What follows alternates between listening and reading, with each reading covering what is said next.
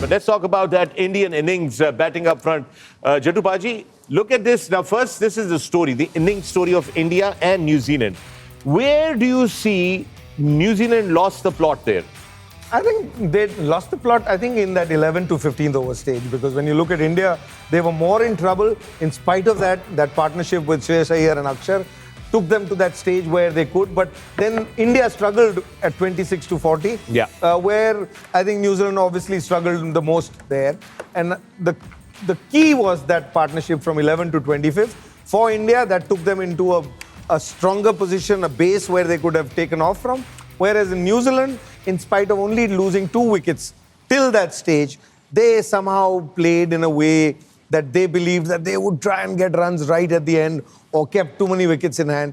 And they tried to play the game according to how they wanted. They just didn't play the game depending on what the game was allowing them. If I may, Paji, sorry. If I may, जिस तरीके से पहली inning में भी ball चला था, जैसे जैसे पुराना हो रहा था, स्लो हो रहा था. Do you think New Zealand missed a trick? नया बॉल, कड़ा ball. If I had to take a chance कि यार थोड़ा नया बॉल की तरफ जाते हैं ताकि बॉल पुराना होगा तो बीच में 2-4 ओवर स्पिन के आराम से आप खेल भी सकते हो. You had to be ahead of the game. Yeah, you're absolutely right. And what I'm just looking from New Zealand's point of view, because जब उनका कप्तान टॉस पे आया, उसने क्या कहा था?